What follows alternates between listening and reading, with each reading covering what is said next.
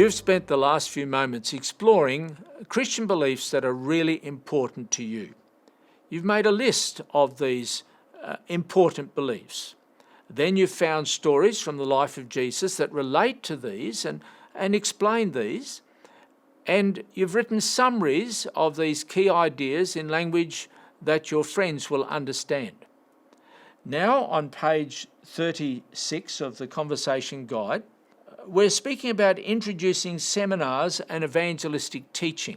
This is the time to talk about inviting your pastor or your facilitator or a well-qualified Bible teacher who may be a minister or a member of the church to share with you in enriching the journey of your friends with some workshops, some seminars, some evangelistic teaching. You see, there are certain themes that need a little bit more background than we get by simply reading through the Bible book.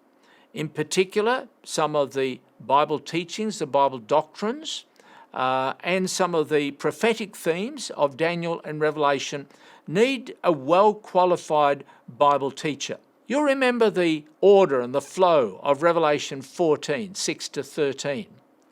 And we saw there that we should be mindful of the context of the people, and the best way to understand the context of our friends, our neighbours, our work associates is to eat with them and listen to their stories.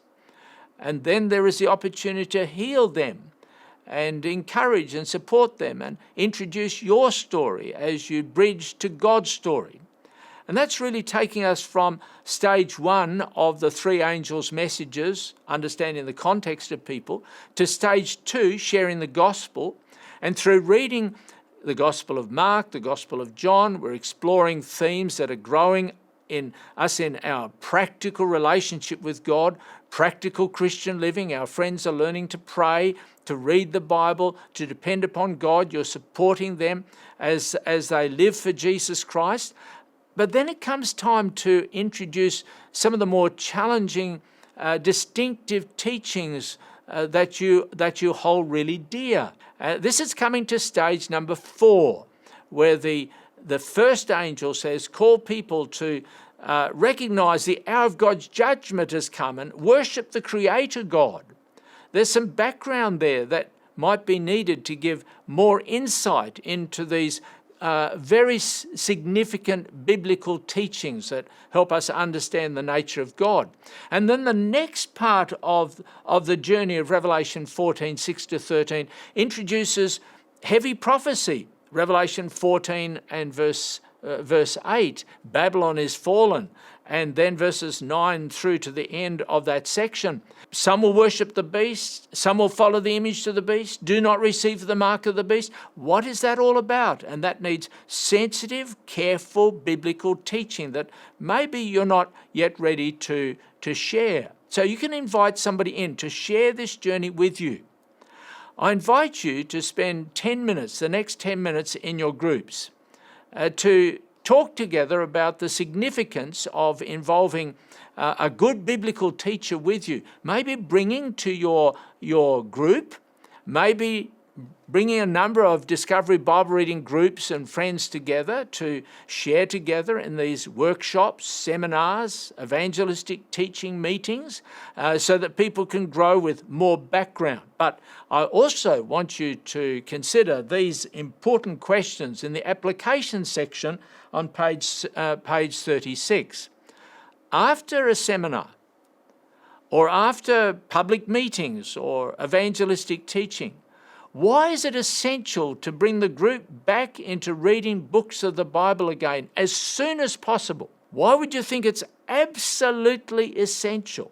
After seminars or public Bible teaching by a well-qualified Bible teacher, why is it really important, in fact, I would say essential, for your group, your friends, yourself, if it's a larger group, to get together as soon as possible to continue reading books of the Bible using Discovery Bible Reading?